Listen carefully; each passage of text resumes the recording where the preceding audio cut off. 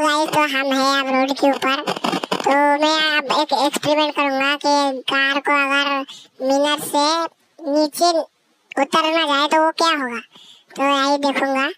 तो देखो, वीडियो को फुल देखो और लाइक सब्सक्राइब करो चैनल पे न्यू हो तो देखो, मैंने स्टोर से मंगा लिया एक मॉन्स्टर। देखो, एक मॉन्स्टर को खरीदूंगा।